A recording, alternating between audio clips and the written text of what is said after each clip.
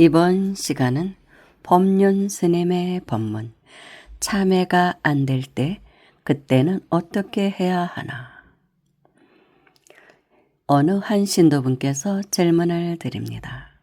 스님 말씀을 듣다 보면 제가 괴로움이 없는 사람이 되기 위해서는 미워하는 사람에게 참회 기도를 해야 하는 것 같습니다.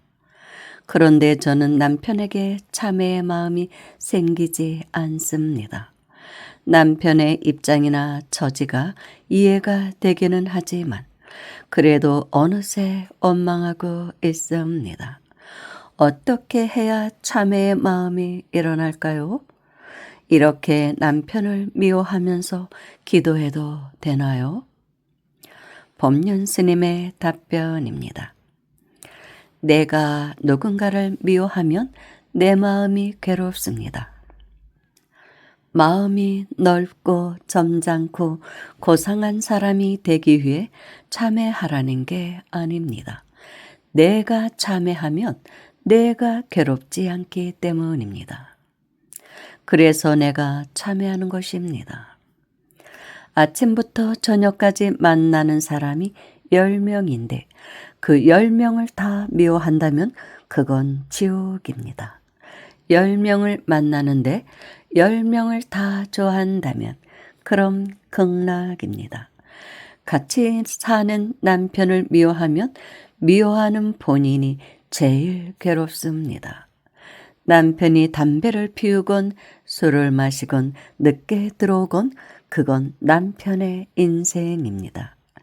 해가 지고 구름이 일고 비가 오는 것을 미워하면 얼마나 괴롭겠어요. 그건 그저 자연현상일 뿐입니다.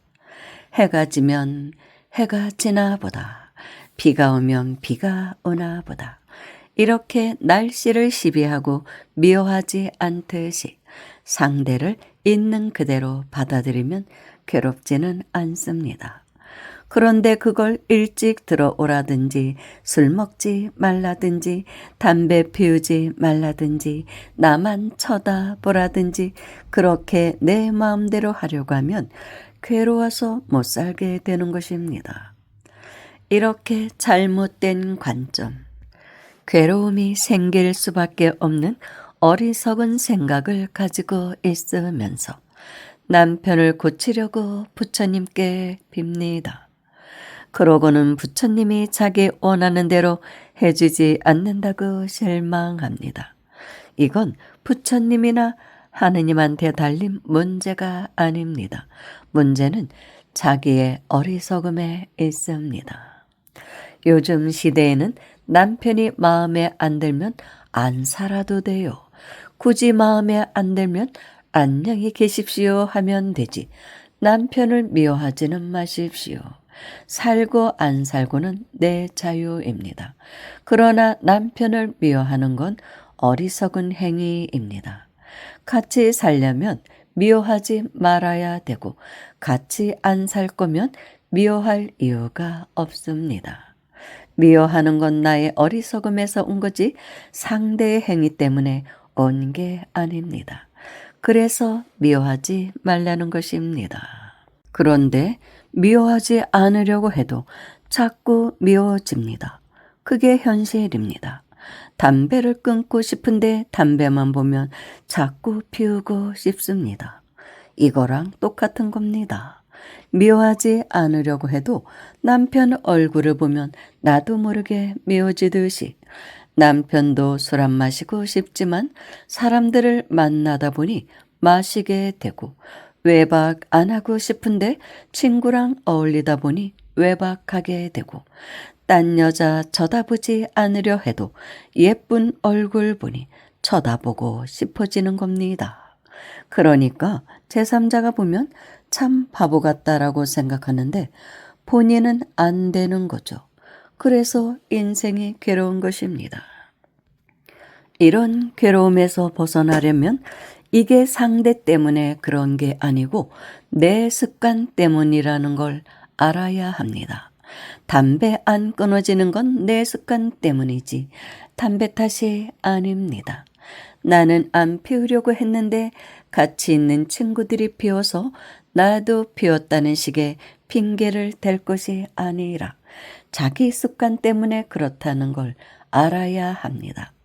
이것과 마찬가지로 남편을 미워하지 않으려고 했는데 남편이 이러저러해서 미워하게 됐다는 건 핑계를 대는 것에 불과합니다.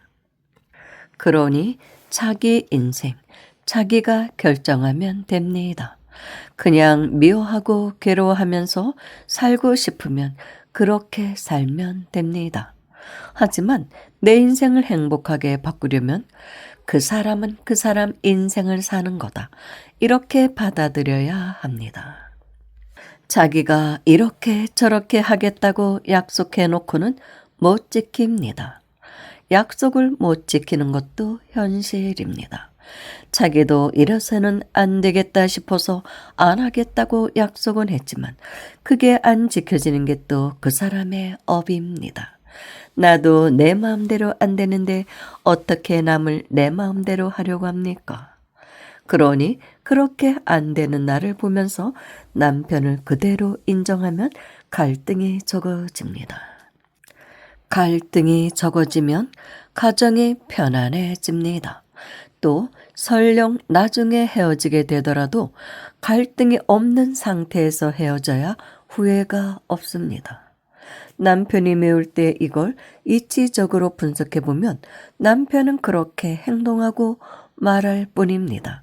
어릴 때부터 습관 들여진 그 스타일대로 생각하고 그 스타일대로 말하고 그 스타일대로 행동하는 것입니다. 산에 가면 큰 나무도 있고 작은 나무도 있고 온갖 나무가 있는 것처럼 사람은 다 자기 식대로 사물을 보고 평가하고 생각하고 말하고 행동합니다. 우리 남편만 그런 게 아니라 이 세상 모든 사람이 다 그렇고 나도 그렇습니다. 그럴 때 그냥 그렇구나 이렇게 내 생각만 탁 내려놓으면 남편을 있는 그대로 볼 수 있게 됩니다.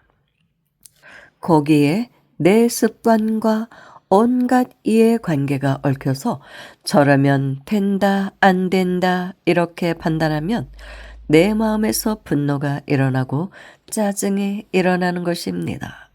그러니까 이 이치를 모를 때에는 너 때문이야 라고 하지만 이런 이치를 알면 이것이 내 업식에서 일어난다는 걸 인정해야 됩니다.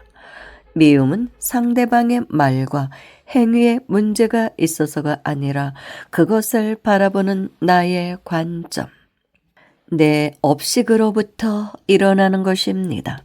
이게 옳다든지 그르다든지 내 관점을 고집하기 때문에 화를 내는 것입니다.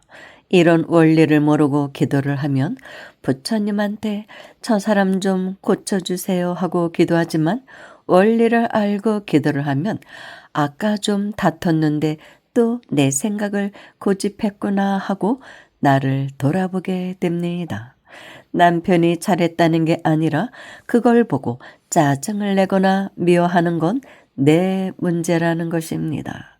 그래서 절을 하면서 아이고 내가 또 내 생각에 사로잡혔구나 뉘우치며 참회하면 남편을 미워하지 않게 됩니다.